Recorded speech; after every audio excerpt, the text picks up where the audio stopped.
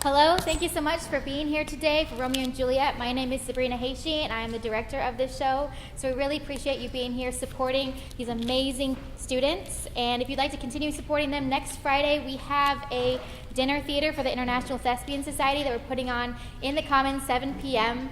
Please come and support. We'll have food, desserts, everything, and a whole variety show for you guys. And we're just trying to really raise money for the arts and supporting us for next year's shows. Thank you so much, and please reach out to Anna McCabe, our thespian president, for more information. Have a great show. Enjoy.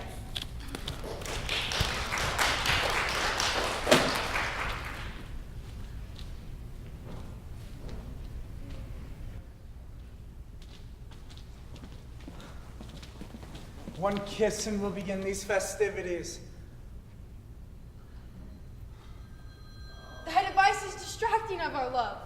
Put up thy noisemaker. You needeth not make contact with the outside world tonight. Come, Romeo, we have to party whither we will meet. Farewell, farewell. We'll meet again presently.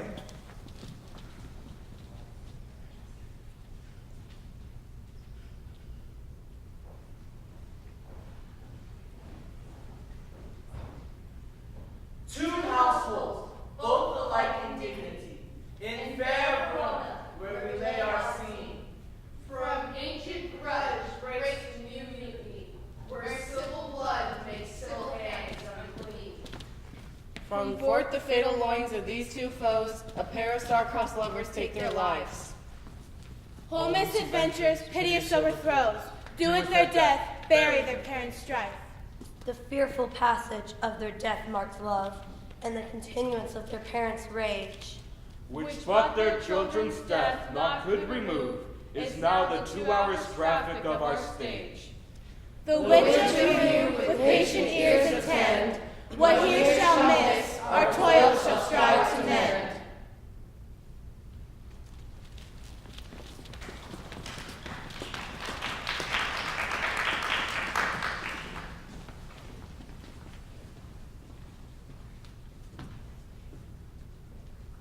Gregory, on my word, will not carry coals. No, for then we should be colliers. I mean, and we being collar will draw.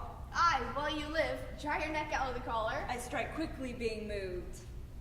But thou art not quickly moved to strike. A dog of that house of Montague moves me.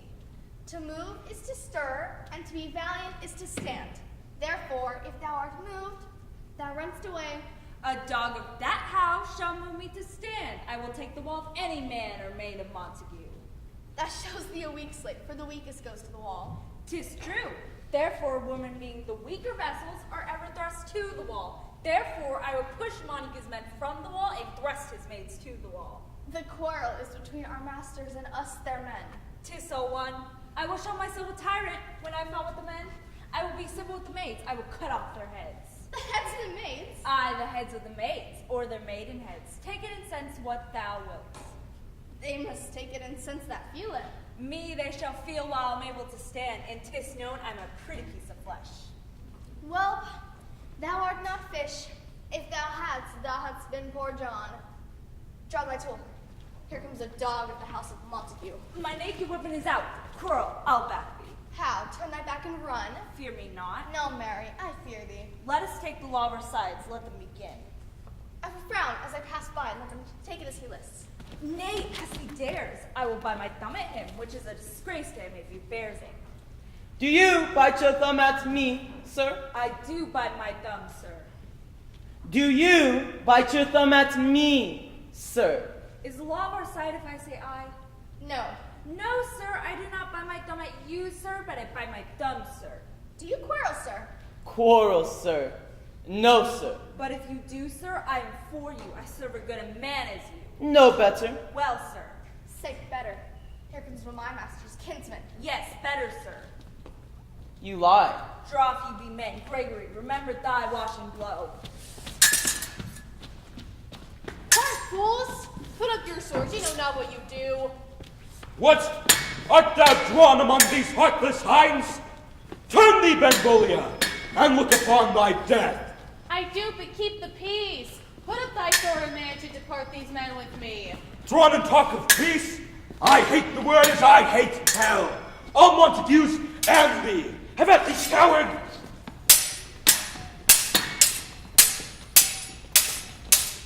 What is this? Fetch me my long sword, ho. A crutch, why call you for a sword? Vile Montague is here, and he flourishes his blade in spite of me. Thou German Capulet, hold me not, let me go. Thou shalt not stir one foot to seek a foe. Rebellious subjects, enemies to peace, profaners of this neighbor-stained steel, on pain of torture from those bloody hands, throw your mistempered weapons to the ground, and hear the sentence of your moved prince. 3 civil brawls, but of an airy word from thee, old Capulet and Montague, have thrice disturbed the quiet of our streets. If ever you disturb our streets again, your lives shall pay the forfeit of the peace. From this time, all the rest depart away. You, Capulet, go along with me, and Montague, come you this afternoon to know the further pleasure of our case. To Old Freetown, our common judgment place. Once more, on pain of death, all men depart.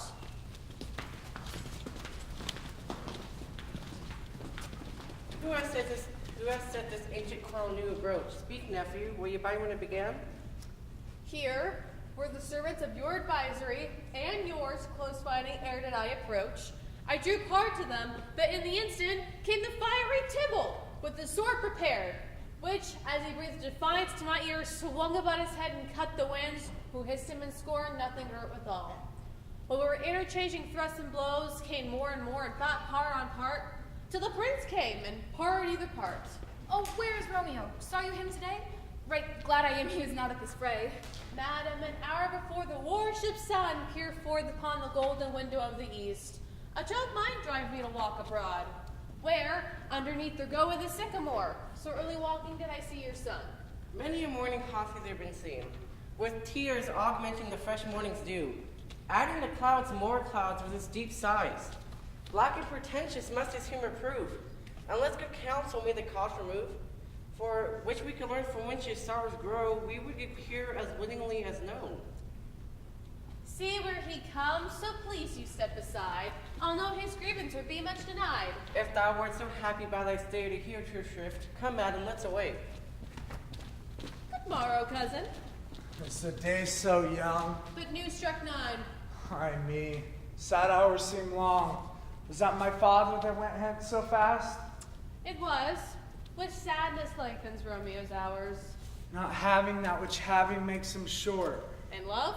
Out. Of love? Out of her favor where I am in love.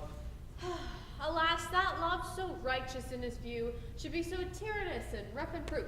Alas, that love whose view is muffled still should without eyes see pathways to his will. Where shall we dine? Oh me, what fray was here? Yet tell me not, for I've heard it all. Here's much to do with hate, but more with love. Why then, O brawling love, O loving hate, O anything of nothing first create, serious lightness, serious vanity, misshapen chaos of well-seeing forms, feather of lead, bright of smoke, cold of fire, sick hell. Dost thou not laugh? No, cuz I rather weep. Good heart at what? At thy good heart's oppression. Why? Such as such transgression. Griefs of mine own lie heavy in my breast, which I will propagate to have it press with more of thine. This love that thou hast shown doth add too much grief to too much of mine own. Farewell, cuz. Soft I'll go along, but if you leave me so, you do me wrong. Todd, I have lost myself. I'm not here. This is not Romeo. He's some other where. Tell me of sadness. Who is it you love? In sadness, cousin, I do love a woman. I aimed so near what I suppose you loved. A right good markman, and she's fair. I love. A right fair mark for a cause as soon as hit. Well, in that hit you miss, shall not be hit with Cupid's arrow, for she hath Diane's wit, and in strong proof of chastity, well armed from love's weak, childish bow, she'll live unharmed. Then she hath sworn she will live chaste? She hath, and in that sparing makes huge waste.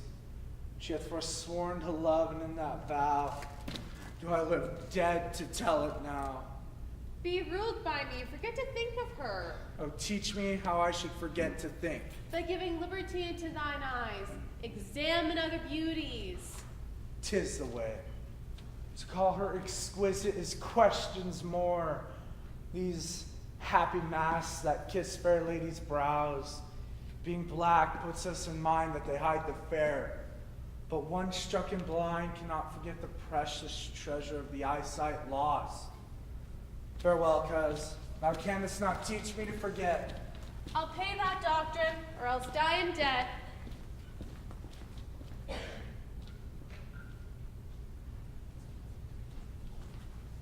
But now, my lord, what do you say to my suit? But saying o'er what I have said before, my daughter is yet a stranger to the world. She has not yet seen the change of 14 years. So let 2 more summers wither in their pride, then ere she be ripe to be a bride. Younger than she has been had her mother's babe. And too soon married are those early made. But woo her, gentle Paris, get her heart. My will and her consent is but a part. And if she agree, within her scope of choice, then there I lie in fair according voice.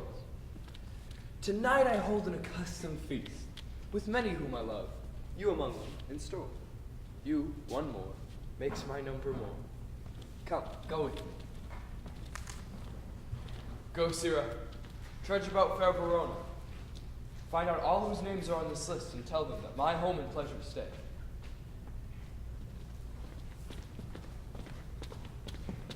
Find them out whose names are written here.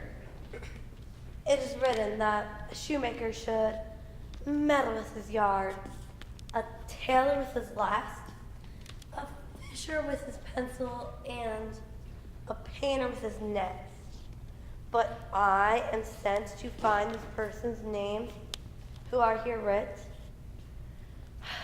and can never find what names the writing person hath here writ. I must learn it in good time. Tut, man, one fire burns out, another's burning. One pain is lessened by another's anguish.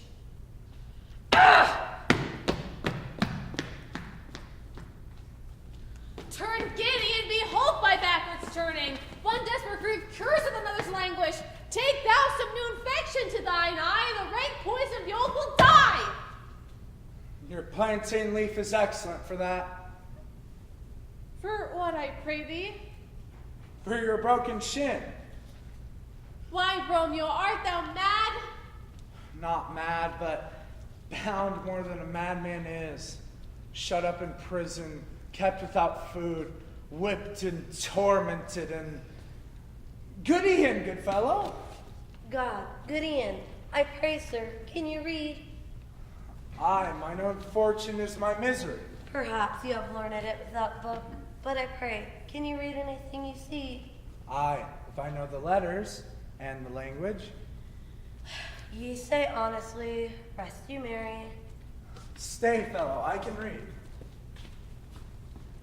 Signor Placiento and his lovely nieces, Mercutio and his brother Valentine, mine uncle Capulet, his wife and daughters, fair nieces Rosaline and Livia,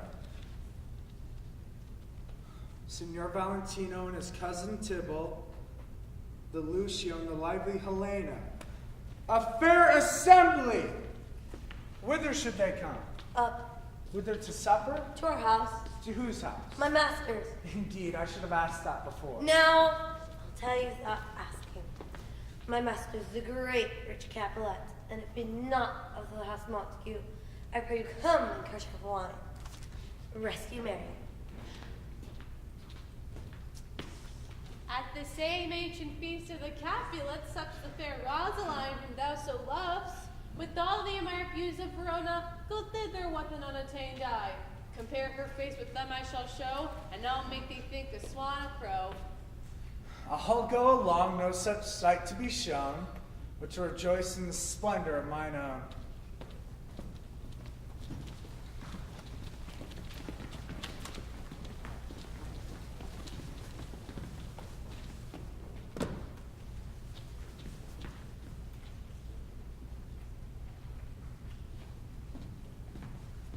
Nurse, where is my daughter?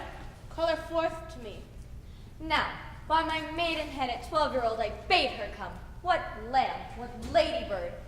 God forbid. Where is this girl? Juliet! How now, who calls? Your mother. Madame, I am here. What is your will? This is the matter?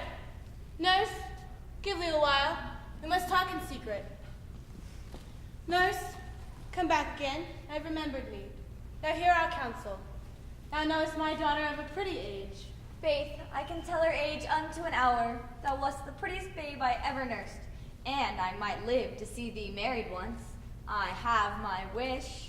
Mary, that Mary is the very theme I came to talk of. Tell me, daughter Juliet, how stands this disposition to be married? It is an honor that I dream not of. An honor!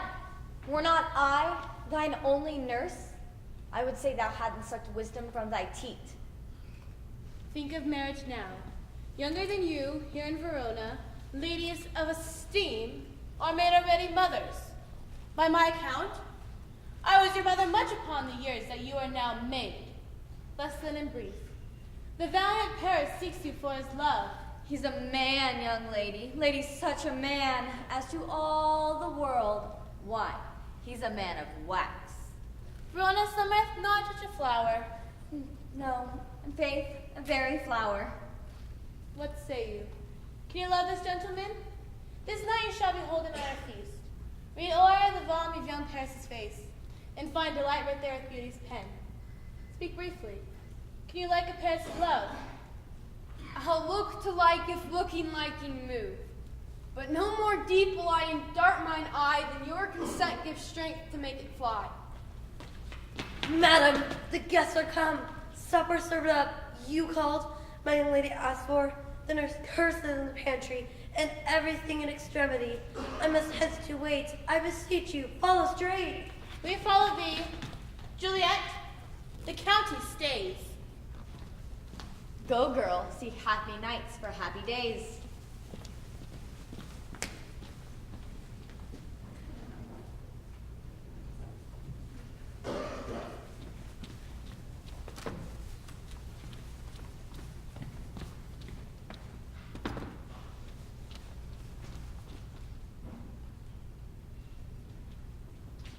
And measure us by what they will. We'll measure them by a measure and be gone. Give me a torch. I'm not for this ambling. Being that heavy, I will bear the light. Nay, gentle Romeo, we must have you dance. Not I, believe me. You have dancing shoes with nimble soles. I have a soul of lead. So stake me to the ground, I cannot move. You are a lover. Borrow Cupid's wings and soar with them above common bound. Come, we burn daylight, ho. Nay, that's not so. I mean, sir, in delay we waste our lights, like lights by day. Take our good meaning, for our judgment sits 5 times points in that 5 wits.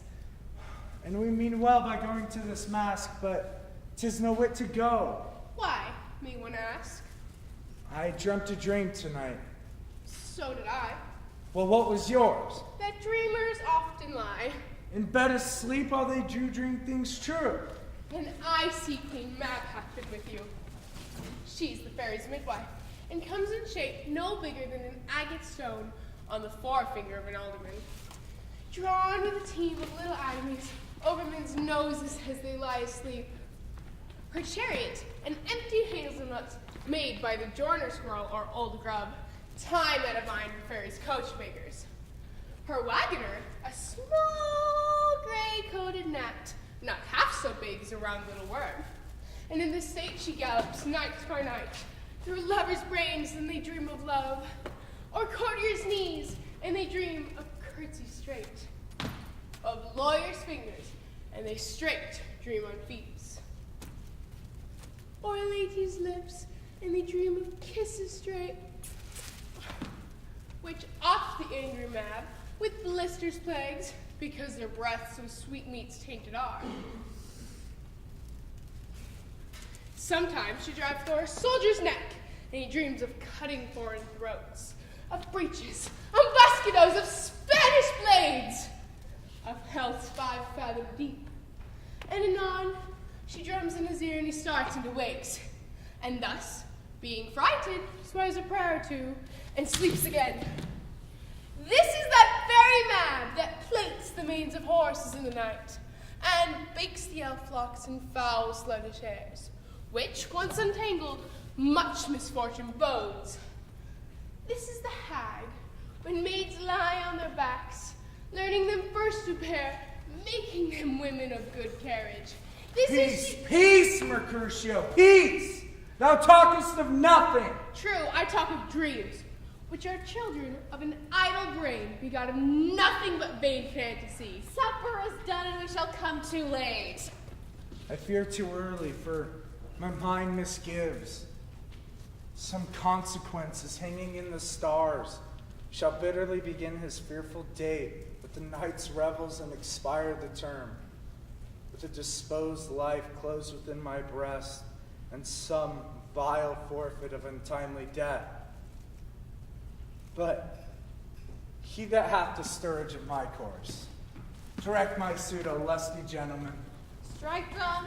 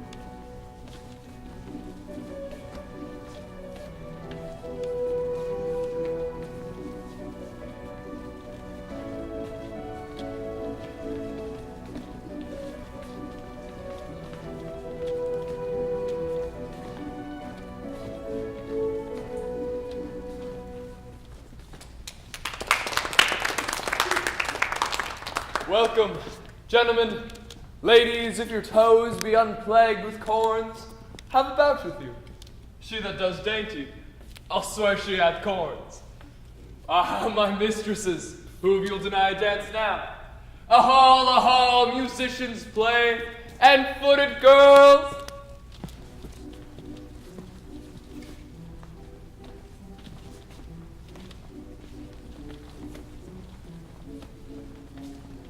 What lady that doth enrich the hand of yonder knight? Oh, she doth teach the torches to burn bright. It seems she hangs upon the cheek of night as a rich jewel in an Ethiop's ear. Beauty too rich for use, for earth too dear. So shows a snowy dove trooping with crows, as o'er her yonder fellow shows. Did my heart love till now? Forswear at sight, for I ne'er saw true beauty till this night. This, by his voice, should be a Montague. What dares the slave come covered with antic face to scorn and fleer our solemnity this night? By the stock and honor of my kin, to strike him dead, I hold it not a sin. How now, kinsman? Wherefore storm you so? 'Tis a villain, a Montague, come this night to scorn our solemnity. Young Romeo, is it? 'Tis he, the villain Romeo. Content thee, gentle coz. He bears him like a portly gentleman. Therefore take no note of him. It is my will, if thou respect him. So cast off these frowns, an ill-beseeming semblance for a feast. 'Tis so when such a villain is a guest, I'll not endure him. You will be endured. You're a goodman, boy. I say go to. Uncle, 'tis a shame. Go to, go to. You're a saucy boy indeed, and this trick may chance to scathe you, I know that. Go to, or more light, more light. For shame I will make you quiet. Cheerily, my hearts. Patience perforce with willful color meeting now makes my skin tremble with different greeting. I will withdraw, but this intrusion shall, now seeming sweet, convert a bitter gall.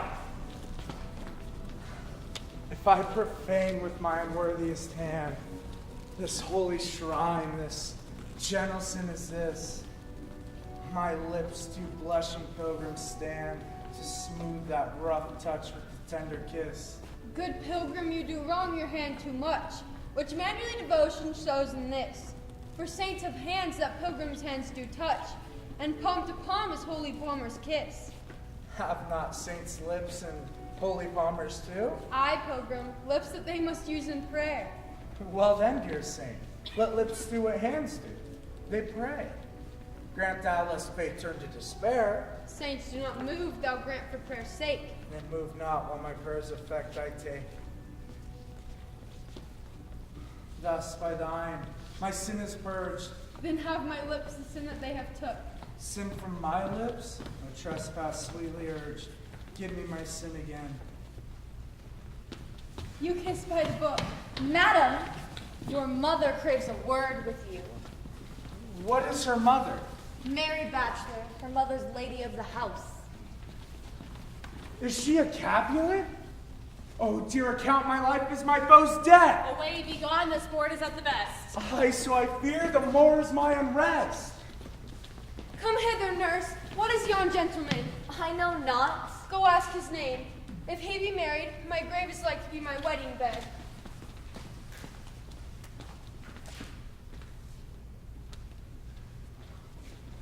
His name is Romeo and a Montague, the only son of your great enemy.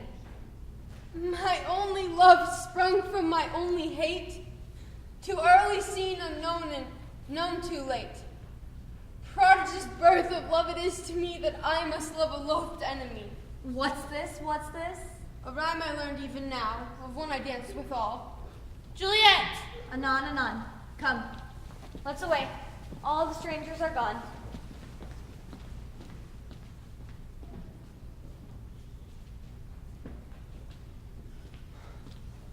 Can I go forward when my heart is still here? Turn back, dull earth, and find the center out. Romeo! My cousin Romeo! Romeo! He is wise, and on my life has stolen him home to bed. He ran this way and left this orchard wall, call good Mercutio. Nay, I'll conjure two. Romeo, humors, madman, passionate lover, appear thou in the likeness of a sky. Speak but one rhyme, and I am satisfied. Cry but I me. Pronounce but love and dove. I conjure thee by Rosalind's bright eye, by her high forehead, scarlet lip, by her fine foot, straight leg, quivering thigh, and the domains that there adjacent lie. That, in thy likeness, appear thou to us. Come, he hath hid himself among these trees to be consorted with the humorous night. Blind as his love and best befits the dark. If love be blind, it cannot hit the mark. Romeo, good night. I'll to my truckle bed. This field bed is far too cold to sleep. Come, shall we go?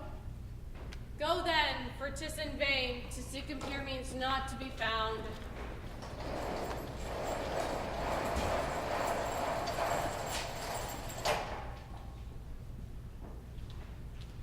He jets at scars that never felt a wound.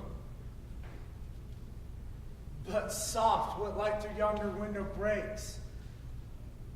It is the east, and Juliet is the sun. Arise, fair sun, and kill the envious moon, who's already sick and pale with grief, that her maid art far more fair than she. Be not her maid, since she is envious. Her vestal liver is but sick and green, and none but fools do wear it. Oh, cast it off. It is my lady, oh, it is my love that she knew she were. She speaks, yet she says nothing. What of that? Her eye discourses. 'Tis not to me she speaks. I am too bold. I will answer it. Two of the fairest stars in all of heaven, having some business to entreat her eyes to twinkle in their spheres do they return. What if her eyes were there, they in her head? The brightness of her cheek would shame those stars, As daylight doth the lamp in heaven, but through the airy region streams so bright that birds would sing and think it were not night. Oh, see how she leans her hand upon her cheek. Oh, that I were a glove upon that hand, that I might touch that cheek. Ay me. She speaks. Oh, speak again, bright angel, for thou art as glorious to this night being o'er my head, as is a winged messenger of heaven, and to the wide upturned wandering eyes of mortals, that fall back to gaze on him, as he bestrides the lazy pacing clouds, and sails upon the bosom of air. Oh, Romeo, Romeo, wherefore art thou Romeo? Deny thy father and refuse thy name, and I shall no longer be a Capulet. Shall I hear more, or speak at this? 'Tis but thy name that is my enemy. Thou art thyself, thou not Montague. What's Montague? It is nor arm, nor foot, nor hand, nor face, nor any other part belonging to a man. Oh, be some other name. What's in a name? That by which we call a rose by any other name would smell as sweet. So Romeo would, were he not Romeo called, retain that dear perfection which he owes without that title. Romeo doff thy name, and for that name which is no part of thee, take all myself. I take thee at thy word. Call me but love, and I'll be newly baptized. Henceforth, I will never be Romeo. What man art thou that thus be screened in night, so stumblest on my counsel? By a name, I know not how to tell thee who I am. For my name, dear saint, is hateful to myself because it is an enemy to thee. Had I it written, I would tear the word. My ears have not yet drunk 100 words of thy tongue's uttering. Yet I know the sound. Art thou not Romeo and a Montague? Neither, fair saint, if either thee dislike. How camest thou hither? The orchard walls are high and hard to climb, and the place dead, considering who thou art, if any of my kinsmen find thee here. With love's light wings that I approach these walls, for stony limits cannot hold love out, but love can do that dare love attempt. Therefore, thy kinsmen are no let to me. If they do see thee, they will murder thee. Alack, there lies more peril in thine eyes than 20 of their swords. And thou but look sweet, I am proof against their enmity. I would not for the world they saw thee here. I have night's cloak to hide me from their eyes. And thou but look sweet, let them find me here. My life is better ended by their hate than prorogued death wanting of thy love. By whose direction found us out of this place? By love that did first inquire. He let me counsel, and I let him eyes. I am no pilot, yet were thou as far as the vast ocean shore, washed upon the furthest sea, I would adventure for such merchandise. Thou knowest the mask of night is on my face, else would a maiden blush bepaint my cheek for what thou hast heard me speak tonight. Fain would I dwell on form, fain deny what I have spoke. But farewell compliment. Dost thou love me? I know thou wilt say aye, and I will take thy word. Yet if thou mayest swear, thou mayest prove false.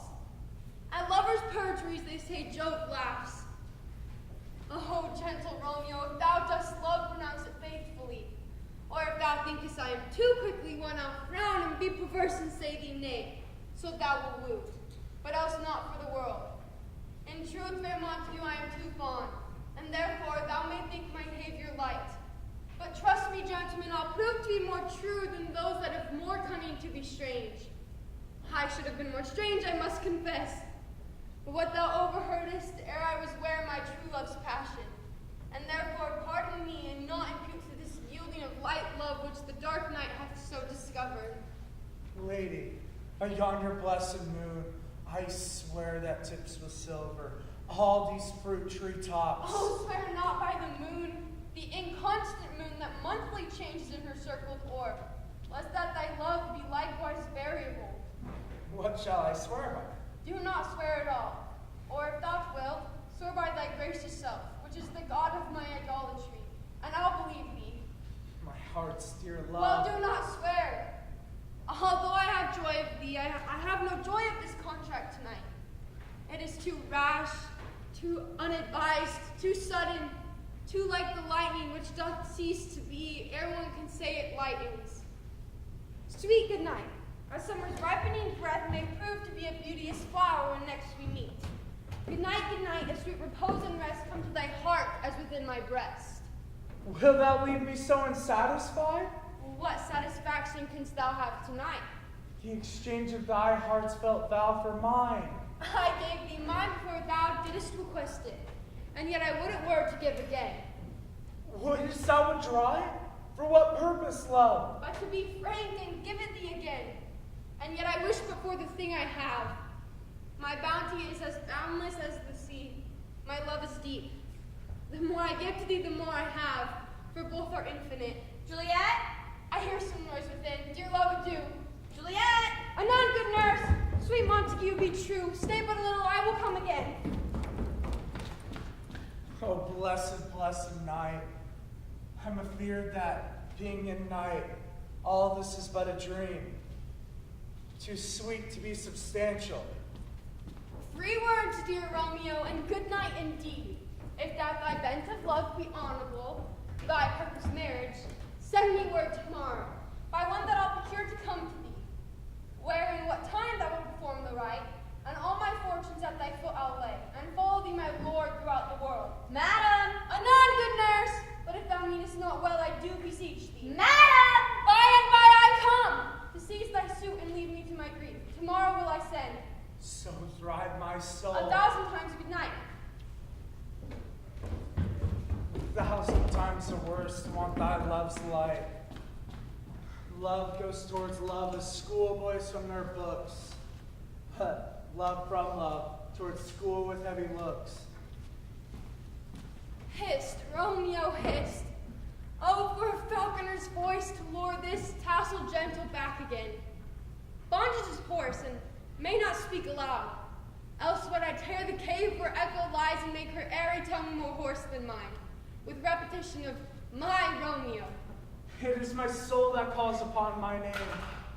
How silver sweet sounds lovers' tongues by night, like softest music to attending ears. Romeo, My dear, what o'clock tomorrow shall I send to thee? by the hour of 9. I will not fail. 'Tis 20 years till then. I have forgot why I did call thee back. Let me stand here, till thou remember. I shall forget to have thee still stay, remembering how I loved thy company. And I'll still stay, to have thee still forgetting any other home but this. 'Tis almost morning. I would have thee gone, and yet no farther than a wanton's bird than lets it hop a little from her hand, like a poor prisoner in his twisted gyves, and with a silk thread plucks it back again, so loving, jealous of his liberty. I would I were that bird. Sweet, so would I, yet I should kill thee with much cherishing. Good night, parting is such sweet sorrow that I shall say good night till tomorrow.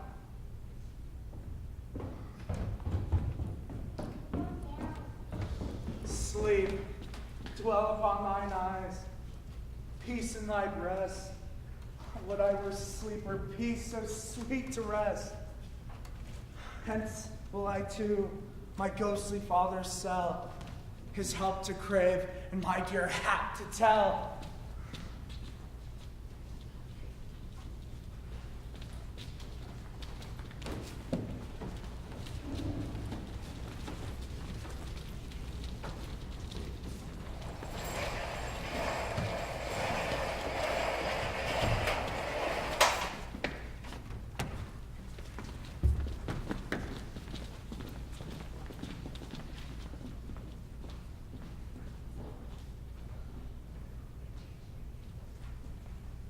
The gray-eyed morn smiles on the frowning night, checkering the eastern clouds with streaks of light, and fleckled darkness, like a drunkard will, from forth day's path and Titan's fiery wheel. Now, ere the sun advances burning eye, the day to cheer and night's dank dew to dry, I must upfill this austere cage of ours with baleful weeds and precious juiced flowers. Oh, mickle is the powerful grace that lies in plants, herbs, stones, and their true qualities. For not so good that on earth doth live, but to the earth some special good doth give, nor aught so vile, but straying from that fair use, revolts from true birth, stumbling on abuse. Virtue itself turns vice, being misapplied, and vice sometimes by actions dignified. Within the infant rind of the sweet flower, poison hath residence and medicine power. For this, being smelt, with part cheers each part, being tasted, slays all senses with the heart. Two such supposed kings, who encamp them still, in man, as well as herbs, grace and rude will. For where the worship is more predominant, full soon the canker death eats up that plant. Good morrow, father. Better the sight, what early tongue so sweet saluteth me? Young son, it argues a distempered head. So soon to bid Gurmald to thy bed. Thy earliness doth me assure thou art aroused with some sort of distemperature. Or, if not so, then here I hit it right. Our Romeo hath not been in bed tonight. The last is true, the sweeter rest was mine. God pardon sin, wilt thou with Rosaline? With Rosaline, my ghostly confessor, no. I have forgotten that name, and that name's woe. That's good, my son. But where hast thou been then? I'll tell thee, ere thee ask me again. I was feasting with mine enemy, when on a sudden one hath wounded me. That's by me wounded. Be plain, and homely in thy drift. Riddling confession finds but riddling shrift. Then plainly know that my heart's dear love is set on the fair daughter of the rich Capulet. As hers is set on mine, so hers is set on me, which all combined by holy marriage, this I pray, that thou wilt consent to marry us today. Holy Saint Francis, what changes here? Is Rosaline that thou lovest so dear, so soon forsaken? It's true then, young men's love lies not truly in their hearts, but in their eyes. Thou chidest me off for loving Rosaline. For doting, not for loving, pupil mine. And badest me bury my love. Not in a grave to lay one in, another out to have. I pray thee, chide me not. Hers I love now, doth grace for grace and love for love allow. The other did not so. Oh, she knew well. Thy love did read by rotes thou could not spell. Come, young river, come go with me. In thy respect, I'll thy assistant be. For this alliance may so happy prove to turn your two household rancor to pure love. Oh, let us hence, I stand on sudden haste. Wisely and slow, they stumble that run fast.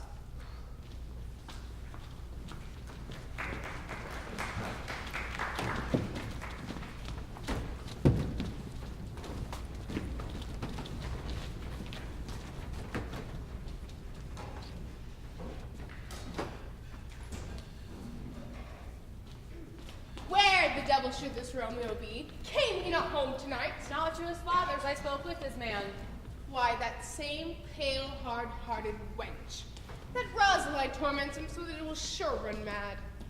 Tybalt, the kingsman to old Capulet, had sent a letter to his father's house. A challenge on my life. Romeo will answer it. Alas, poor Romeo. He is already dead, stabbed with the white wench's black eye, run through the ear with a love song, the very pin of his heart cleft with the blind bow boy's butt shaft. And is he a man to encounter Tybalt?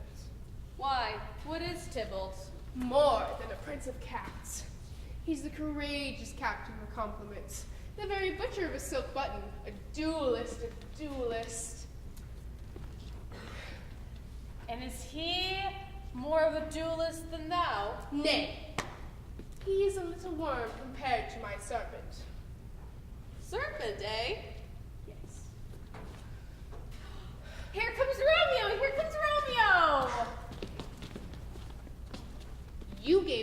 counterfeit fairly last night. Good morrow to you both. What counterfeit did I give you? The slip, sir, the slip. Can you not conceive? Pardon, good Mercutio. My business was great, and in such a case as mine, a man might stray in courtesy. As much to say, as such a case as yours causes a man to bow in the hams. Meaning to curtsy. Thou was most kindly hit it. A most courteous exposition. Nay, I'm the very pink of courtesy. Ah, pink for flower. Right. Why then is my pump well flowered? Sure, wit. Why is this better now than groaning for love? Now thou art sociable, now thou art Romeo. Here's goodly gear. A sail, a sail. Two, a shirt and a smock. Peter, my fan, Peter. Her fan, good Peter, for her fans with fair face. God you good morrow, gentlemen. God ye good den, fair gentlewoman. Is it good then? 'Tis no less, for the body hand of the dial is now upon the prick of noon. Out upon you! What a man are you? One gentlewoman that God hath made for himself to mar. By my troth, it is well said for him, Mark Wolf. Ah, gentlemen, can you tell me where I might find the young Romeo? I can tell thee, but young Romeo will be older when you have found him than when you sought him. I am the youngest of that name, for fault of a worse. If you be he, sir, I desire some confidence with you. Romeo, will you come to your father's? We will to dinner thither. I will follow you. Farewell, ancient lady. Farewell, lady. Pray you, sir, what saucy merchant was that so full of her ropery? A gentlewoman that loves to hear herself talk and will speak more in a minute than she'll stand to in a month. Scurvy knave, I am none of his flake gills, I am none of his skeins mates. And thou must stand by too and watch every knave use me at his pleasure? I saw no man use you at his pleasure. If I had, my weapon should have quickly been out, I warrant you. Now, afore God, I'm so very vexed that every part about me quivers. Pray you, sir, a word. My young lady bid me inquire you out. What she bade me say, I will keep to myself. But first, let me tell ye, if ye should lead her into a fool's paradise, as I say, very gross kind of behavior, and the gentlewoman is young, and therefore, if you should deal double with her, it would be very ill offer and very weak dealing. Nurse, commend me to thy mistress and to thy lady. I protest unto thee. Good heart, and I faith, I will tell her as much. Lord, she will be a joyful woman. What wilt thou tell her, nurse? Thou dost not mark me. I will tell her, sir, that you do protest, and as I take it, a very gentlemanlike offer. Bid her devise to come to the shrift this afternoon, and there she shall, at Friar Lawrence's cell, be shrived and married. Here is for thy pains. No, truly, sir, not a penny. Go to, I say you shall. This afternoon, sir. Well, she'll be there. And stay, good nurse, behind the abbey wall, for within this hour my man will be with thee, and he'll bring thee cords made like a tackled stair, which the high-topped galley of my joy must be my convoy in the secret night. Farewell, be trusty, and I'll quit thy pains. Farewell, commend me to thy mistress. Oh, God in heaven bless thee. Commend me to my lady. Aye, 1,000 times. Peter, before and apace.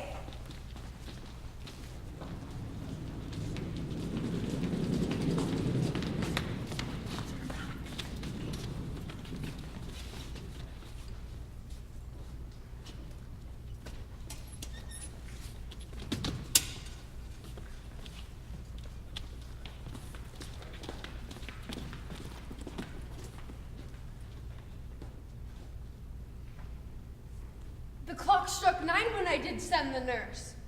In half an hour she promised to return. Perchance she cannot meet him. That's not so. Oh, she is lame. Love's herald should be thoughts which 10 times faster glide than the sun's beams, drawing back shadows over lowering hills, and therefore do nipple-pinioned doves draw love, and therefore hath the wind-swift Cupid wings. Now is the sun upon the highmost hill of this day's journey, and 9 to 12 is 3 long hours, yet she has not come. Had she affections and warm youthful blood, she'd be in swift in motion as a ball. My words would bandy her to my sweet love and his to me. But old folks, many faint as if they were dead, unwieldy, slow, heavy, and pale as lead. Oh God, she comes! Oh honey nurse, what news? Hast thou met with him? I am a-weary. Give me leave a while. Fie, how my bones ache. What a jaunt have I had. I would thou hadst my bones and I thy news. Nay, come, I pray thee, speak. Good nurse, speak. Do you see what haste? Can you not stay a while? Do you not see that I am out of breath? How art thou out of breath when thou hast breath to say to me that thou art out of breath? The excuse that thou dost make in this delay is longer than the tale thou dost excuse. Is thy news good or bad? Answer to that, say either, and I'll stay the circumstance. Let me be satisfied. Is it good or bad? Well, you have made a simple choice. You know not how to choose a man. Romeo, not he. Though his face be better than most men's, yet his leg excels all men's. And for a hand, and a foot, and a body, does he not be talked on, are well past compare. He is not the flower of courtesy, but I'll warrant him as gentle as a lamb. Go thy ways, wench, serve God. What if you dined at home? No, but all this did I know before. What says he of our marriage? What of that? Lord, how my head aches and beats as if it would fall into 20 pieces in my back and the other side.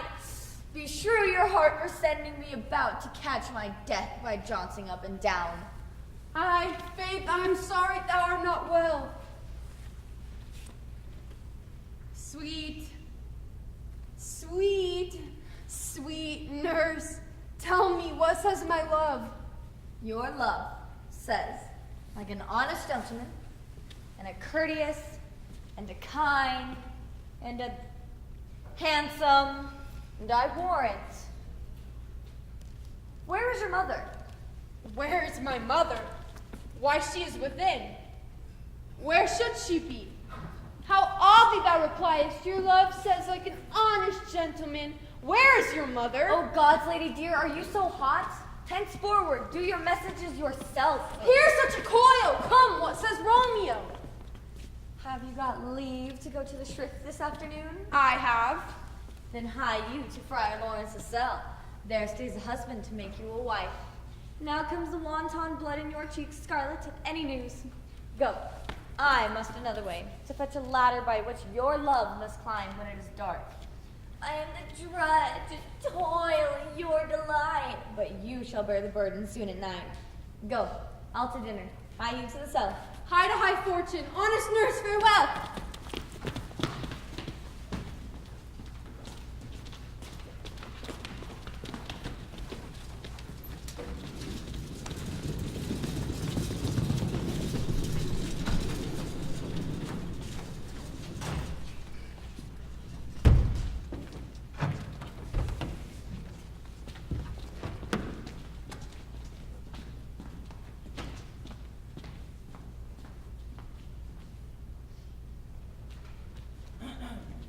So smile the heavens upon this holy act, that after our sorrows chide us not.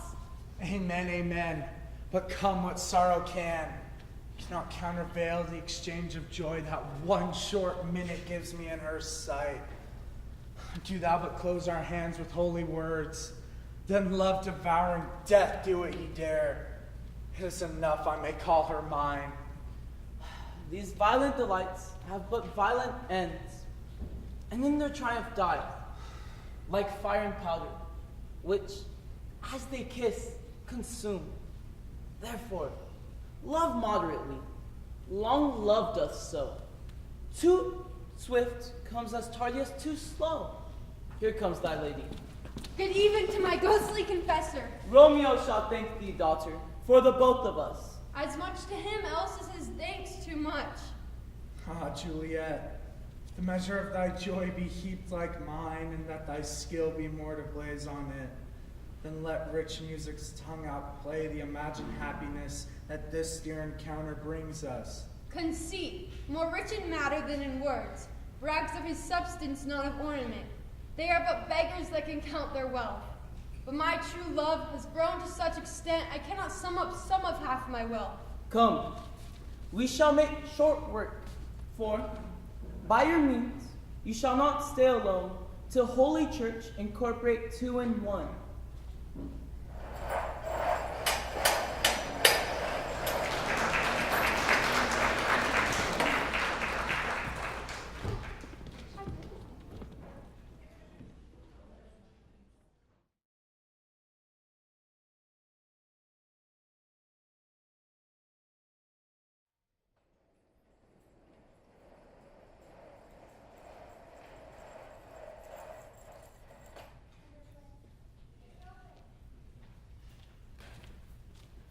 Pray thee, good Mercutio, let's retire. The day is hot, the Capulets abroad, and if we meet, we shall not escape a brawl. For now these mad days is the hot blood stirring. Come, come. Thou art as hot a jack in thy mood as any in Italy. Thou, why, thou wilt quarrel with any woman with a hair more or a hair less in her head than thou hast, and thou wilt tutor me from quarreling. And I were so apt to quarrel as thou art. Any man should buy the fee simple of my life for an hour and a quarter. The fee simple, oh simple. By my head, here come the Capulets. By my heel, I care not. Follow me close, for I'll speak with them. Gentlemen, good e'en. A word with one of you. And but one word with one of us. Couple it with something, making a word and a blow. You shall find me apt enough, and you will give me occasion.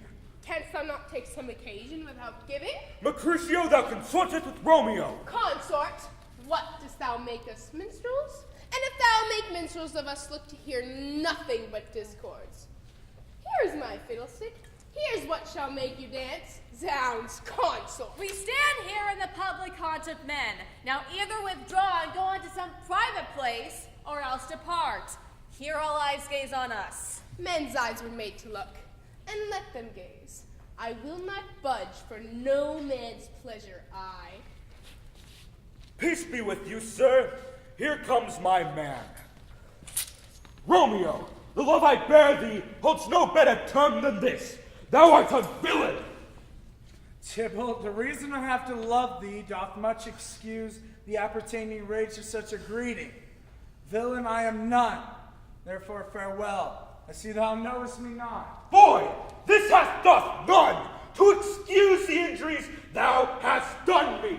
Therefore turn and draw.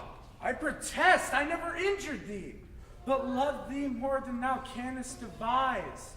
And so, good Capulet, whose name I tender as dear as mine own, be satisfied. Oh, come, vile submission. Alice Arcata carries it away. Tybalt, you rat catcher, will you walk? What wouldst thou have with me? Good king of cats, not but one of your 9 lives. I am for you. Gentle Mercutio, put thy rapier up! Come, sir, your passado. Drop it, Julia! Beat down their weapons! Gentlemen, for shame! Forbear this outrage! Tybalt, Mercutio, the prince expressly hath forbid the bandying in Verona street! Hold, Tybalt, good Mercutio! I am hurt. A plague on both your houses. I am sped. What art Is thou? he gone and hath nothing? What art thou hurt? Aye, 'tis a scratch. Marry, 'tis enough. Courage, man, the hurt cannot be much. No, 'tis not so deep as a well, nor so wide as a church door, but 'tis enough 'twill serve. Ask for me tomorrow, and you shall find me a grave man. Why, the devil came now between us. I was hurt under your arm. I thought all for the best. Help me into some house, Benvolia, or I shall faint. A plague on both your houses. They have made worms meat of me, and I warrant too. Your houses.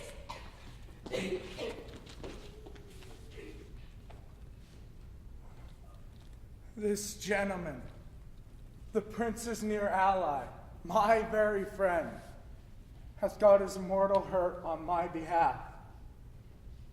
My reputation stained by Tybalt's slander. Tybalt, that upon an hour hath been my cousin.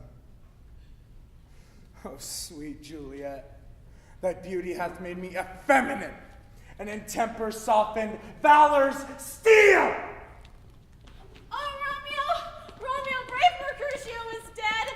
That gallant spirit hath disparted the clouds that did so attend and scorn the earth. This day's black fate on more days doth depend. This but begins the woe, others must end! Here comes the furious Tybalt back again. Alive in triumph, and good Mercutio slain! His soul away to heaven with respective lenity, and fire-eyed fury be my conduct now! And so, Tybalt, take back that villain that latest thou gavest me.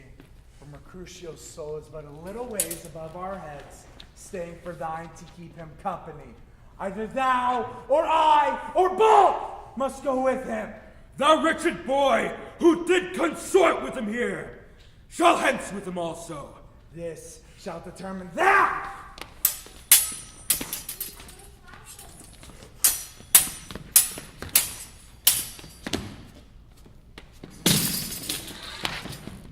Romeo, hence be gone away! The citizens are up in Tybalt slain. Stand not amazed. The prince will doom thee dead that thou art taken. Hence be gone away! I am fortune's fool. Why dost thou stay? Which way ran he that killed Mercutio? Tybalt, that murderer! Which way ran he? There lies that Tybalt. Who are the vile beginners of this fray? O noble prince, I can discover all the unlikely manage of this fatal brawl. Tybalt here slain by young Romeo, who slew thy kinsman brave Mercutio. Tybalt, my cousin, oh my brother's child, oh prince, oh husband, oh the blood is shed in my dear kinsman, prince, which thou art true, for blood of ours shed blood of Montague, oh cousin, oh cousin.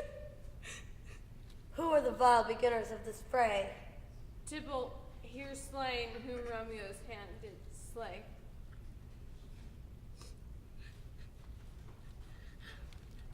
I beg for justice, which thou, prince, must give.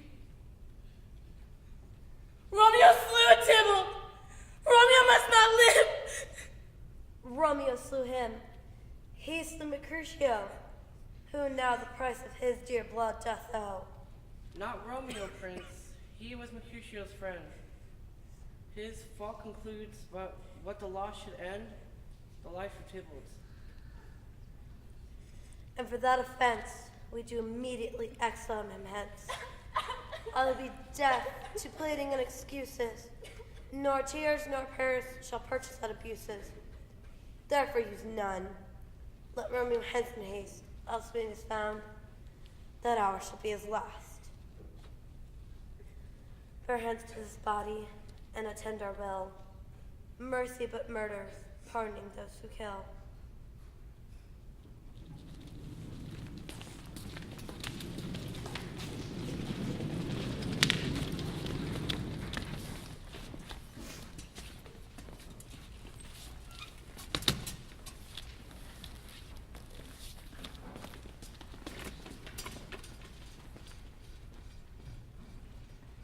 Gallop apace, you fiery-footed steeds, towards Phoebus's lodging.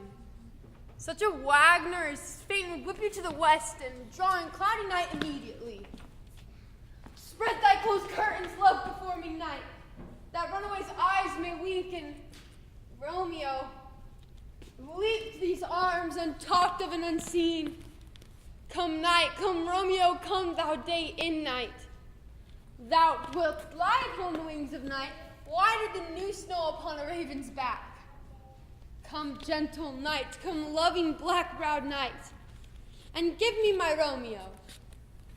And when he shall die, take him and cut him out into little stars, for he will make the face of heaven so fine that all the world will be in love with night, and pay no worship to the garish sun. Oh, here comes my nurse, and every tongue that speaks but Romeo's name speaks heavenly eloquence. Now, nurse, what news? What hast thou there?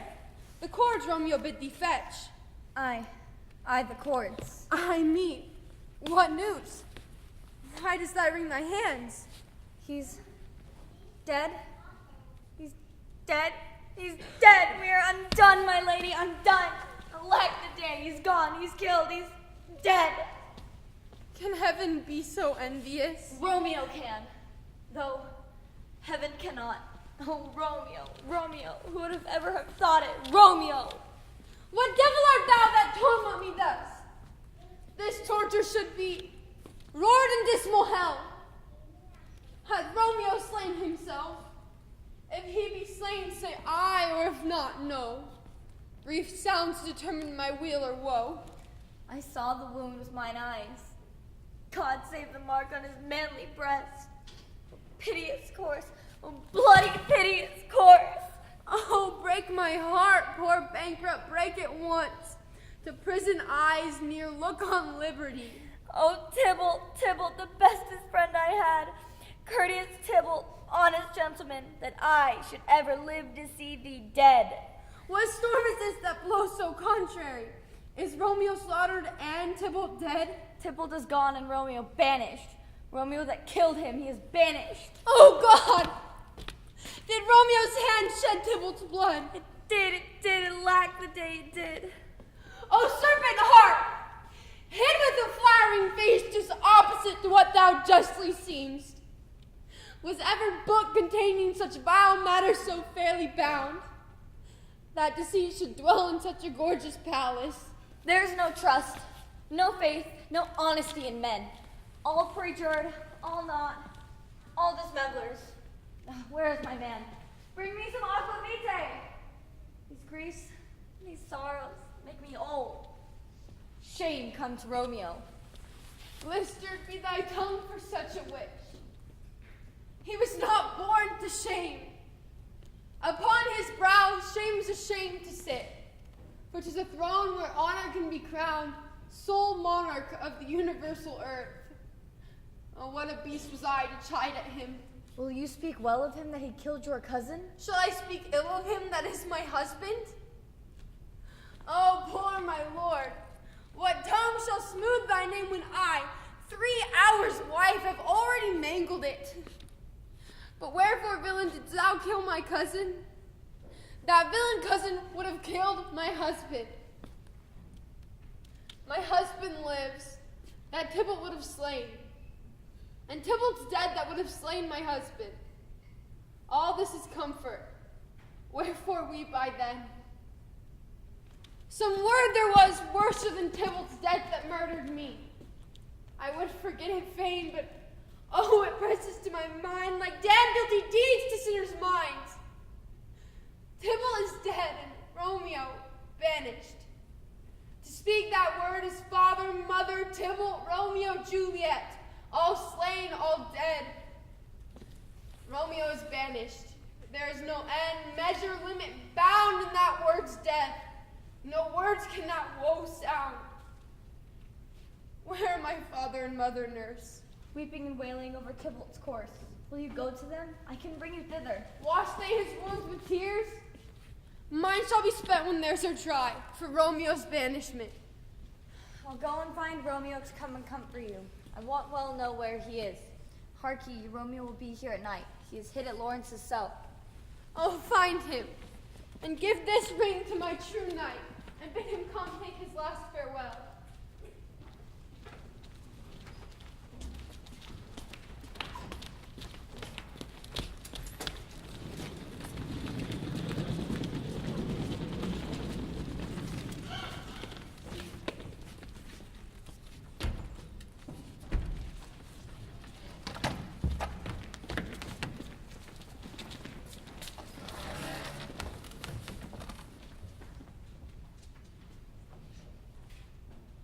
Banishment, be merciful. Say death. For banishment hath more terror in his look, much more than death. Do not say banishment. Hence from Verona art thou banished. Be patient, for the world is broad and wide. There is no world without Verona walls, but torture, purgatory, hell itself. Thou cuttest my head off with a golden axe, and smilest upon the stroke that kills me. O deadly sin, O rude unthankfulness! It's thy fault our law calls death, but the kind prince hath rushed aside the law and churned that black word death to banishment. This is dear mercy, and thou seest it not. 'Tis torture and not mercy. Heaven is here where Juliet lives. And every cat and dog and little mouse, every unworthy thing may live here in heaven, but Romeo may not. And sayest thou yet that exile is not death? Hadst thou no poison mixed, no sharp ground knife, no sudden means of death that ne'er so mean, but banished to kill me, banished! Thou fond madman, hear me speak but a little. Thou canst not speak of what thou dost not feel. Art thou as young as I, Juliet thy love, an hour but married, Tybalt murdered, doting like me and like me banished? Wouldst thou then speak? Wouldst thou then tear thy hair, or fall upon the ground as I do now, taking the measure of an unmarked grave? Who's there? Romeo, arise! Not I, lest a breathstick of heartsick groans mislike and fold me from search of eyes. Who's there? Arise, Romeo, thou wilt be taken. Stay a while, stand up. What simpleness is this? I come. Let me come in, and you shall know my errand. I come from Lady Juliet. Welcome, then. Oh, friar, oh, holy friar, where is my lady's lord? Where is Romeo? There, on the ground, with his own tears made drunk. Even so lies she, weeping and blubbering, blubbering and weeping. Stand up and be a man, for her sake, for Juliet's sake. Why should you fall so deep and oh? Nurse! Ah, sir, death's the end of us all. Speakest thou of Juliet? How is it with her? Does she not think me an old murderer? The childhood of our joys stained with blood but little removed of her own? How is she and how doth she? And what says my concealed lady to our cancelled love? She says nothing, sir, but weeps and starts up again, and Tybalt calls and Romeo cries, and then down falls again. As if that name, shot from the deadly level of a gun, did murder her, as did this cursed hand murder her kinsman. Oh, tell me, friar, in what vile part of this anatomy doth my name lodge?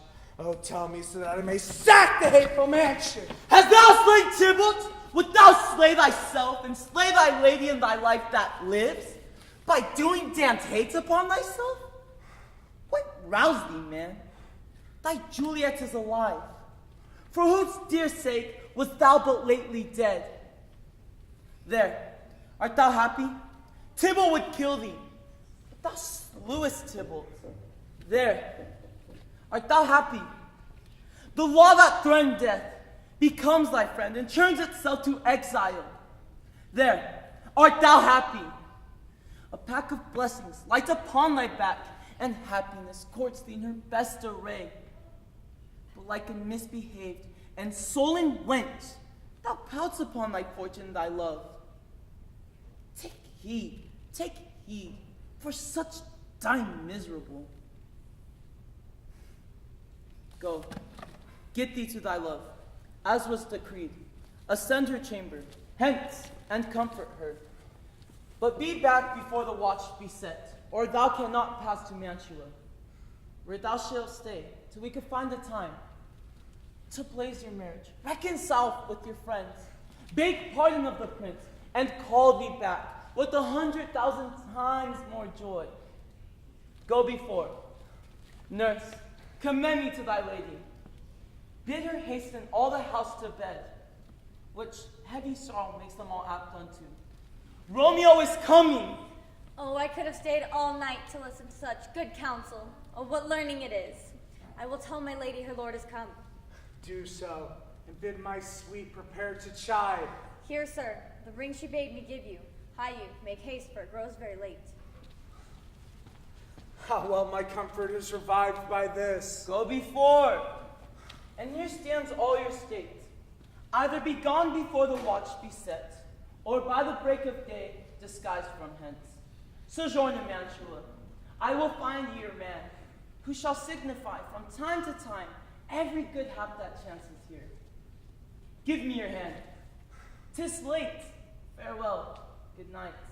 But that a joy past joy calls, it were a grief so brief to part with thee. Farewell.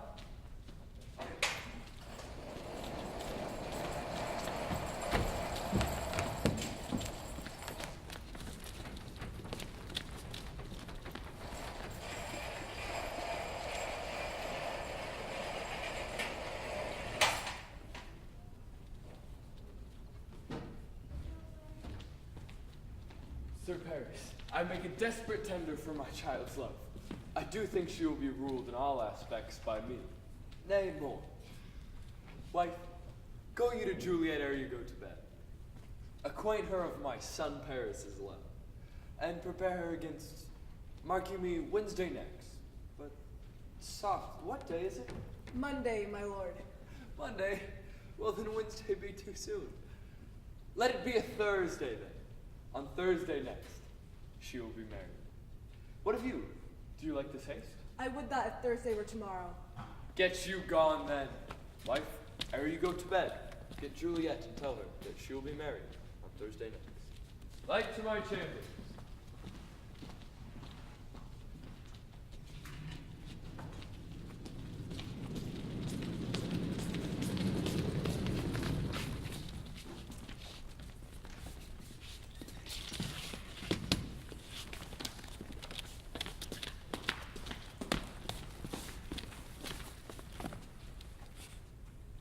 Wilt thou be gone? It is not yet day.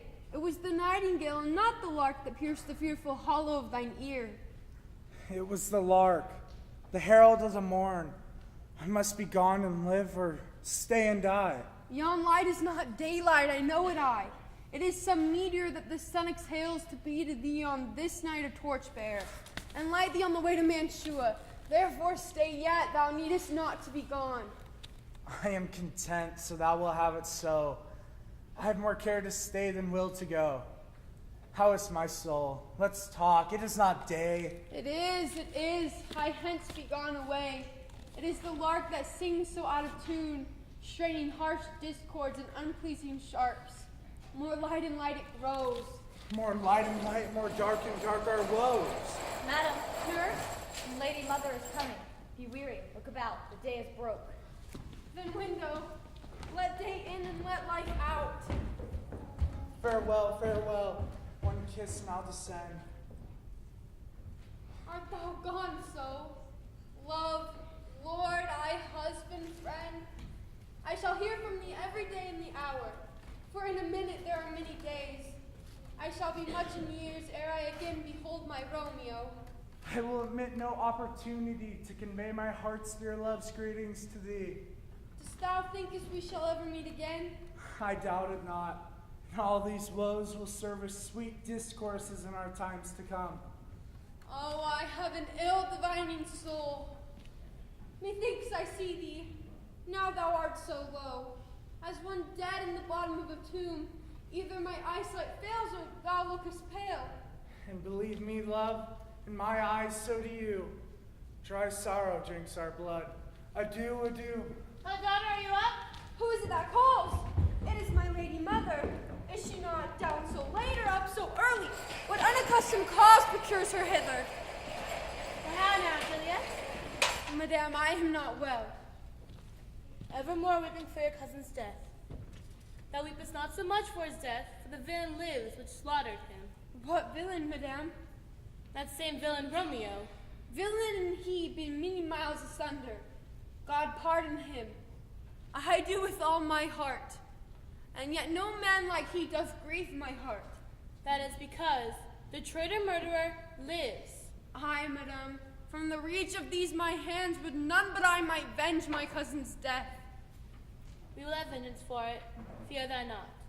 But now, I tell thee joyful tidings, girl. And joy comes well in such a needy time. What are they, I beseech your ladyship? Mary, early next Thursday morn, the gallant, young, and noble gentleman, the county parents at St. Peter's Church, shall make thee their joyful bride. Now, by St. Peter's Church and Peter too, he shall not make me their joyful bride. I wonder at this haste that I must wed, ere he that should be husband comes to woo. I pray you tell my lord and father, madame, I will not marry yet. And when I do, I swear it shall be Romeo, whom you know I hate, rather than Paris. These are news indeed.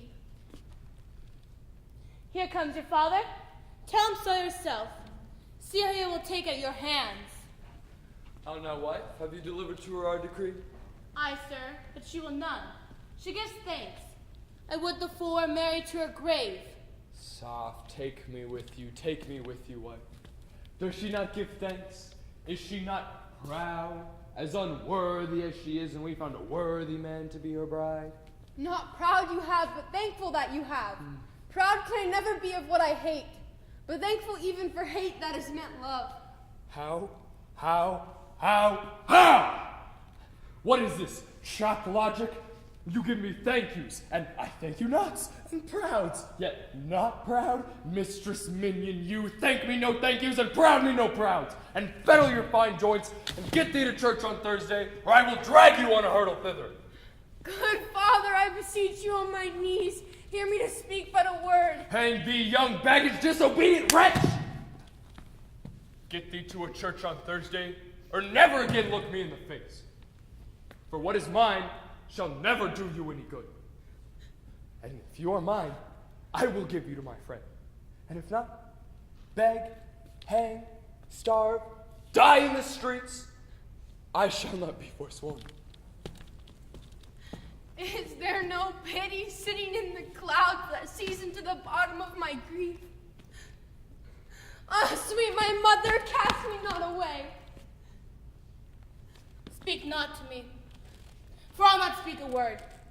Do as thou wilt, for I have done with thee. Oh, God, oh, nurse, how shall this be prevented? My husband is on earth, my faith in heaven.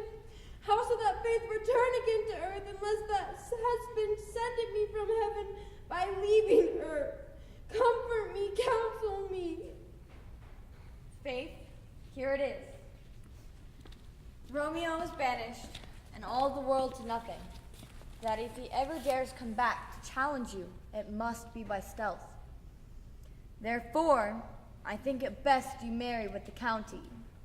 He's a lovely gentleman. Romeo's a dishclout to him. Speakest thou this from thy heart? And from my soul too. Else beshrew them both. Well, thou hast comforted me marvelous much. Go in and tell my lady I am gone, having displeased my father to Lawrence's cell, to make confession and to be absolved. Marry, I will, and this is wisely done. Ancient damnation! Almost wicked fiend!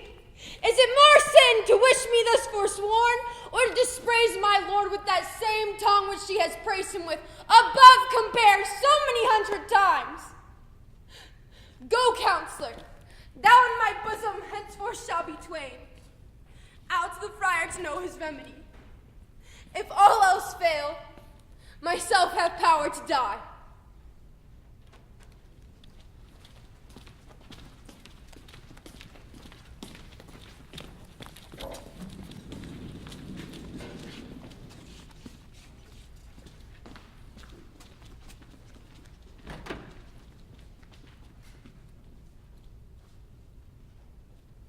On Thursday, sir.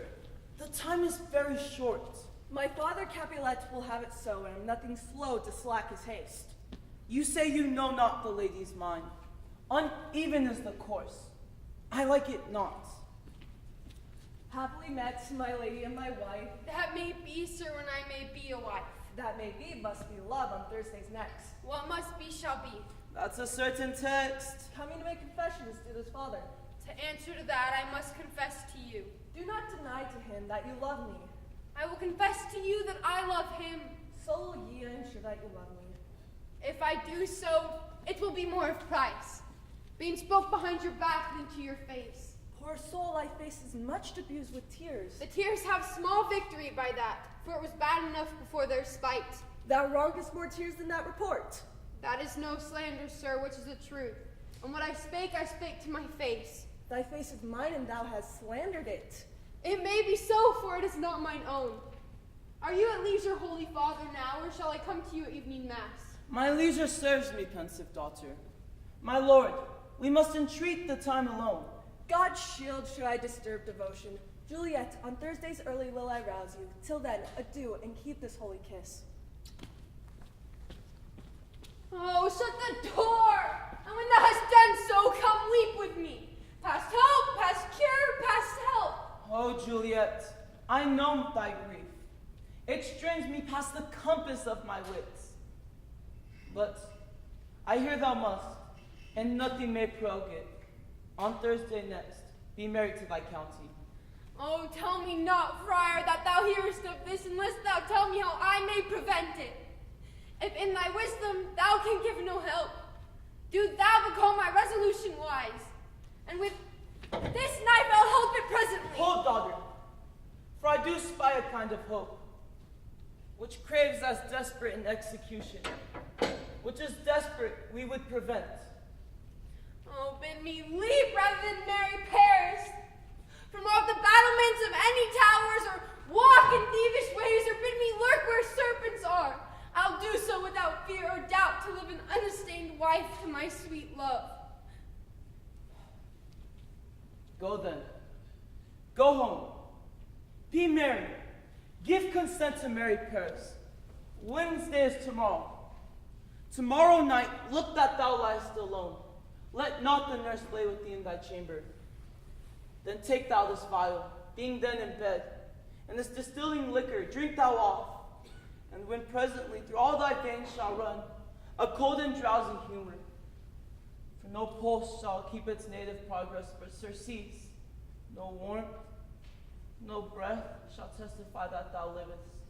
And in thy likeness of a shrunk death thou shalt continue for 42 hours, and then thou shalt wake as if from a pleasant sleep. Now, when the bridegroom comes early in the morning to arouse thee from thy bed, there art thou dead. Meanwhile, against that thou awakest, Romeo, by my letters, shall know our drift. And hither should he come that dire night, and he and I shall watch thee awaken.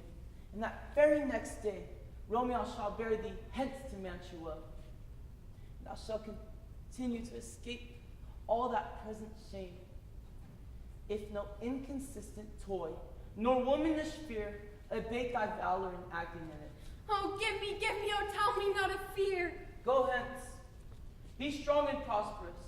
I shall send a friar with speed to Mantua, with letters to thy lord. Love, give me strength, and strength shall help afford. Farewell, dear father.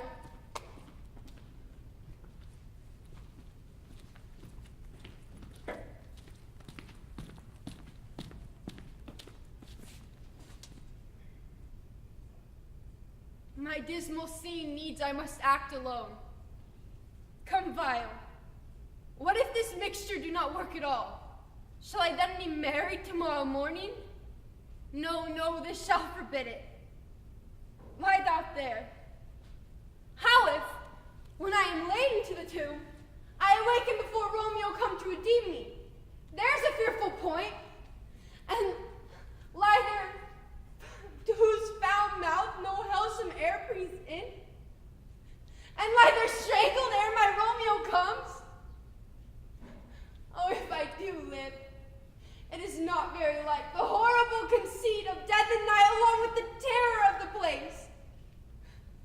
As in a vault, an ancient receptacle where for this many hundred years the bones of my buried ancestors are packed, where bloody Tybalt lies green in earth, festering in his shroud, where, as they say, at some hours of night, spirits resort. Oh, look! Methinks I see my cousin's ghost seeking out Romeo that did spit his body upon a rapier's point. Stay, devil, stay! Romeo, I come. This I drink to thee.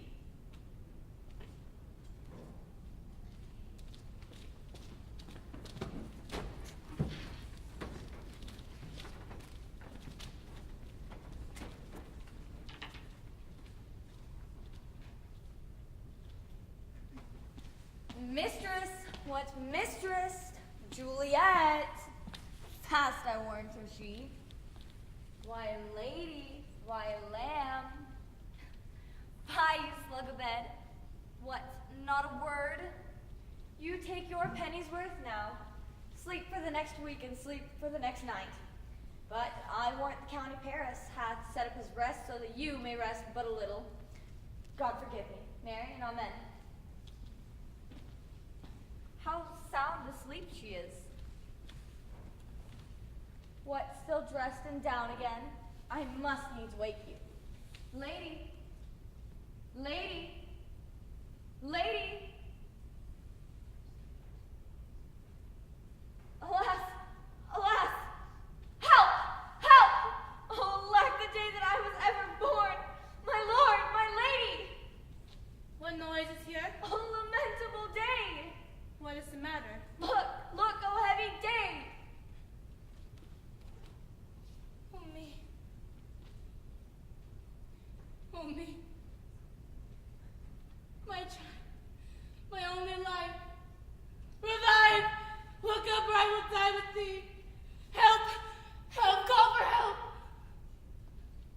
For shame, bring Juliet forth, her lord is come. She's deceased! She's dead! Alack the day! Alack the day. She's dead. She's dead. She's dead. She's dead. Let me see. She's cold. Her blood is settled, and her joints are stiff. Life in these lips have long been parted. Death lies upon her like an untimely frost in the most beautiful flower in the field. Oh, lamentable day! Oh, woeful time. Death hath taken my tongue and will not allow me to speak. Come, is the bride ready to go to church? Ready to go, yet never to return. Oh, son, I'm sorry. On the night before your wedding day, death hath lain with your wife. What a flower she was deflowered by him. Have I thought long to see this morning face, and doth it give me such a sight as this? The curse. Unhappy. Wretched, hateful day. The worst hour that e'er time saw. And the lasting labor of his pilgrimage. But one poor and loving child. One thing to rejoice and take solace in. And death hath cast her from my sight! Oh, woeful, woeful day, most lamentable day, most woeful day that I ever yet behold. Peace, hope for shame. Confusions here lives not. And in these confusions, heaven and yourself hath had part in this fair maid. Now heaven hath all. All is it the better for the maid. For ye weep now, seeing she's advanced above the clouds, as high as heaven itself. Stick rosemary on this fair course, and as custom is, all in her best array, bidded to church. For thou fond nature bids us all lament, yet nature's tears are reason's merriment. My lord, go you in, and madam, go with him, and you go, Sir Paris. Everyone prepare to follow this fair course unto her grave. For the heavens do lure upon us for some ill. Move them no more by crossing their high will.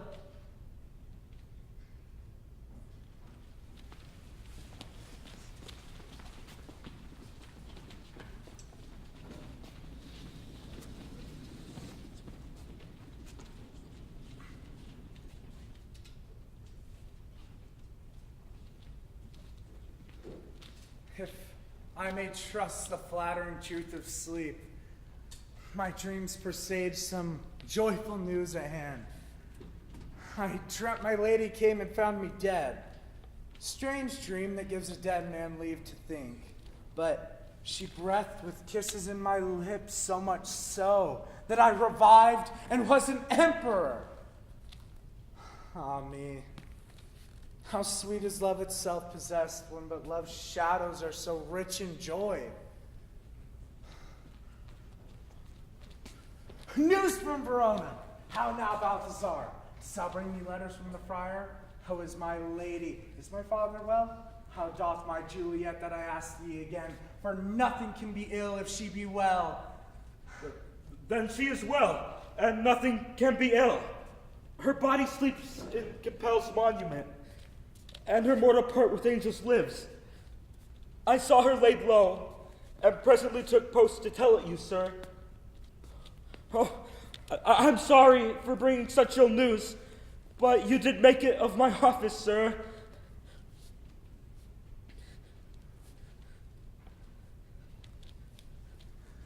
Is it even so? Then I defy you, stars!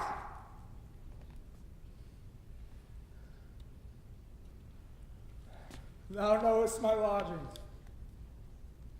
Get me ink and paper and hire post horses. I'll hence with thee tonight. I do beseech thee, sir, for thou looks are pale, and to speak of misadventure. Thou art deceived. Leave me and do the thing I bid thee to do. Hast thou no letters for me from the friar? No, my good sir. No matter.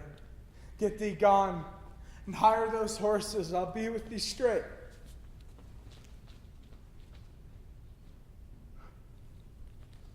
Well, Juliet, I'll lie with thee tonight. Let's see for means. Oh, mischief. Thou art swift to enter in the thoughts of desperate men.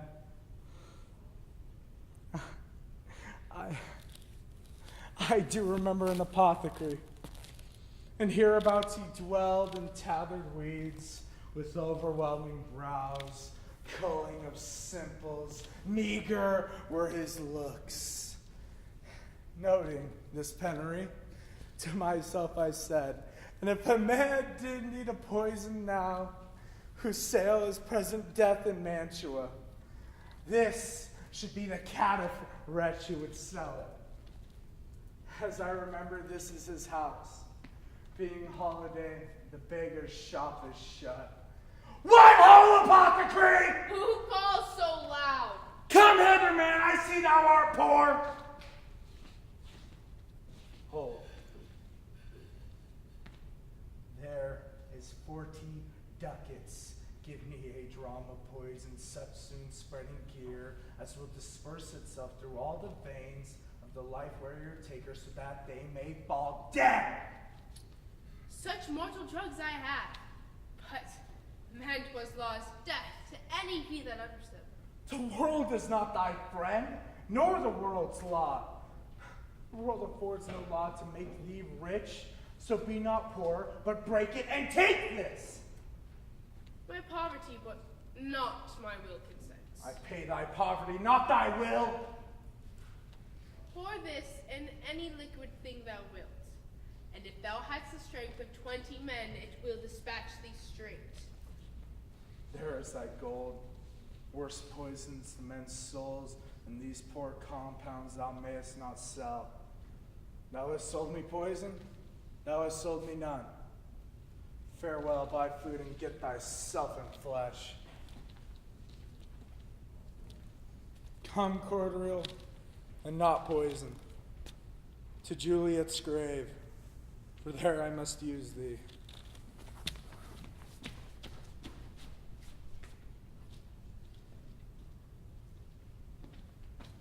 Holy Franciscan Friar, brother, ho! The same should be the voice of Friar John.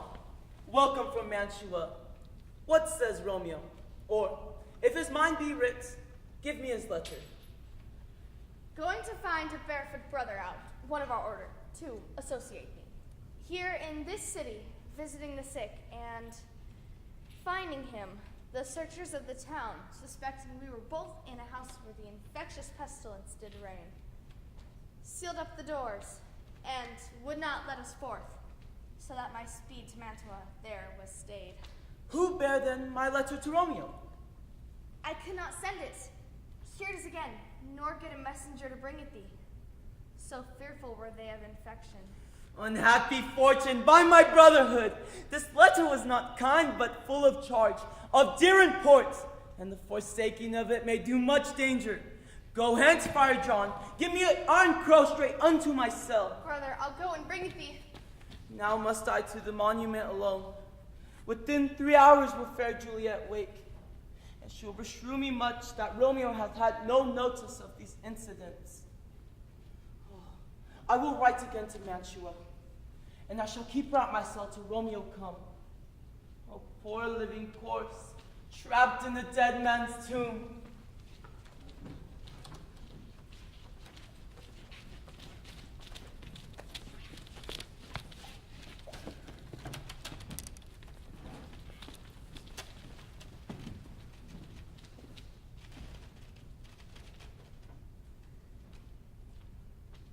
Sweet flower with flower thy bridal bed I strew.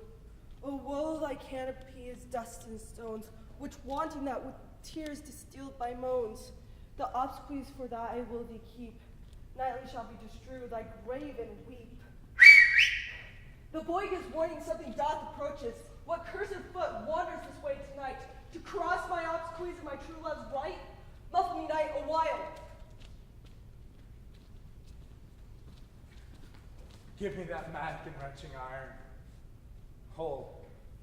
Take this letter early in the morning, and see thou deliver it to my Lord and Father. Upon thy life I charge thee, whate'er thou hearest or seest, stand all aloof. Do not interrupt me in my course. I will be gone, and not bother you further, sir. So shalt thou show me friendship? Give thou that. Live and be prosperous. Farewell, good fellow. For all's the same, I'll stay here about. For his looks I fear, and his intentions I doubt. Thou detestable maw, thou womb of death, gorged with the dearest morsel of the earth. Thus I enforce thy rotten jaws to open, and in despite I'll cram thee with more food. Stop thine hollow toil, vile one. Can vengeance be pursued further to death? Condemned villain, I do apprehend thee.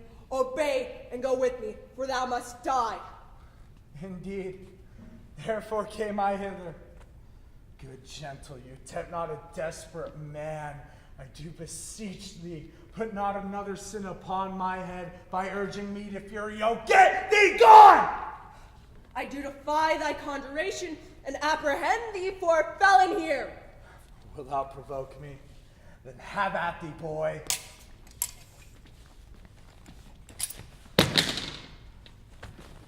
Oh, I am slain. If thou be merciful, open the tomb and lay me with Juliet. In faith I will. Let me peruse the space. Mercutio's kingsman, noble county Paris. One writ with me in sour misfortune's book. I'll bury thee in a triumphant grave. A grave. Oh no, lantern slaughtered you. For here lies Juliet, and her beauty makes this vault a feasting presence of light. Oh, my love, my wife, death had sucked the honey of thy breath, it had no power yet on thy beauty. Beauty's ensign yet is crimson in thy lips and in thy cheeks, and death's pale white flag has not yet advanced there. Oh, here will I set up my everlasting rest, which will shake the yoke of the inauspicious stars with world-wearied flesh. eyes lick your last, arms take your last embrace, and lips so you, the doors of breath seal with a righteous kiss. A dateless bargain to engrossing death.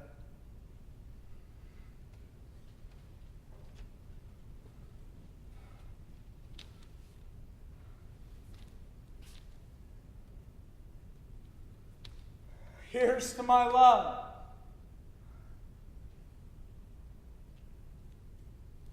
True apothecary. My drugs are quick. Thus with the kiss, I die. Romeo!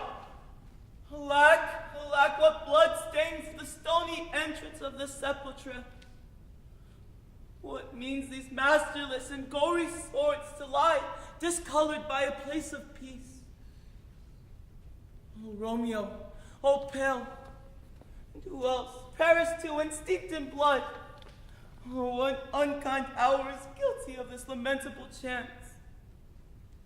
Oh, the lady stirs. Oh, comfortable friar, where is my lord?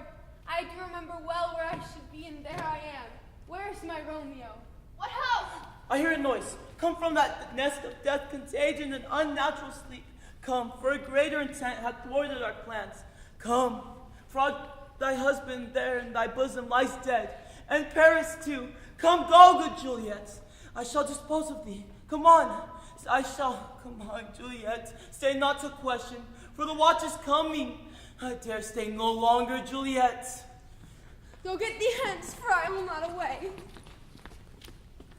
What's here? A cup enclosed in my true love's hand. Poison I see hath been his timeliness end. Oh, churl, drink all and left no friendly drop to help me after. I will kiss thy lips. Haply yet doth some poison hang on them to help me die with a restorative. Thy lips are warm. Hey, boy, which way? Yea, noise?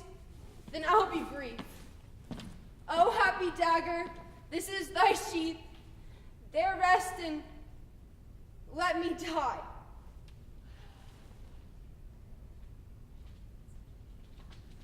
This is the place. The ground is bloody. Search about the churchyard. Go, some of you. Who do you find attacked? Pitiful sight. Here lies the Count of Paris slain and Juliet bleeding, worn and newly killed. Who here halfling this 2 days buried? Go tell the prince, run to the Capulets, raise up the Montagues, some other search.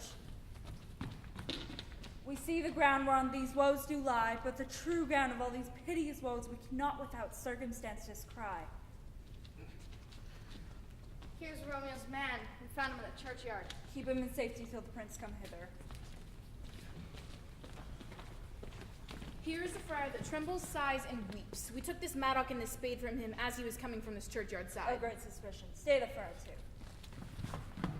What misadventure is so early up that calls our person from our morning's rest? What a shriek so abroad in the streets. People in the street. Some cry Romeo and some Juliet. Some Paris. And rumors of an outcry to that monument. What fear is this which startles in our ears? Sovereign, here lies the Count of Paris slain, and Romeo dead, and Juliet dead before, warm and new killed. Search, seek, and know how this foul murder comes.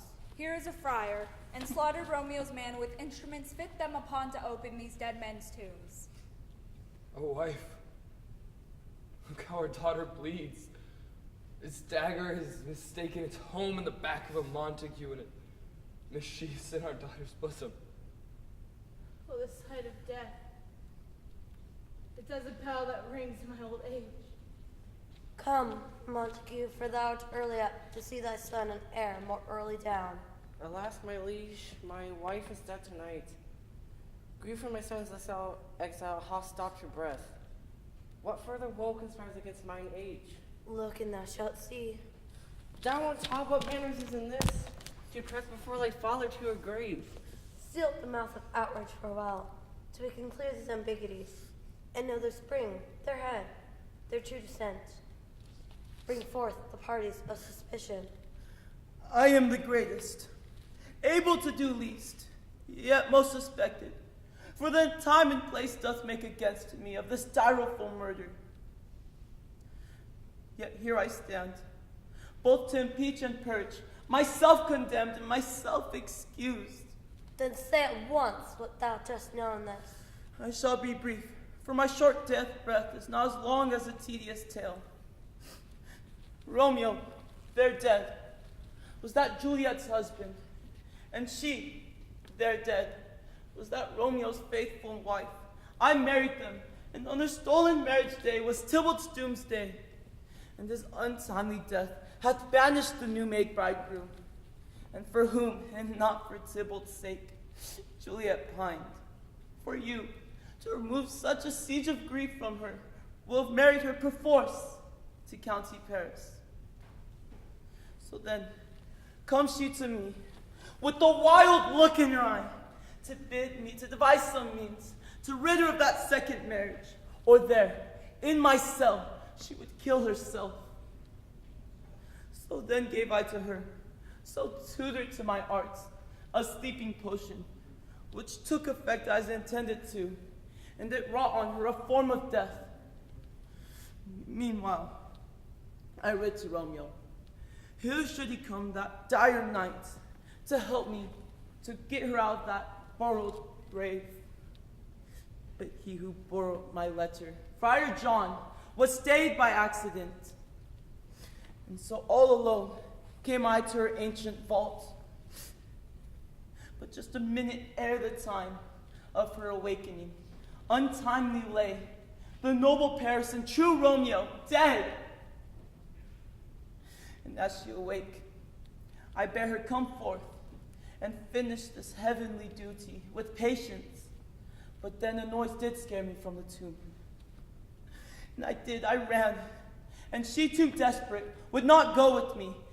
It seems, did a violent act on herself. When it comes to the marriage, the nurse is privy. If any of this miscarried by fault, take my old life unto a sacrifice, unto the hour of the rigor of the severest law. We still have known thee for a holy man. Where be these enemies, Capulet, Montague?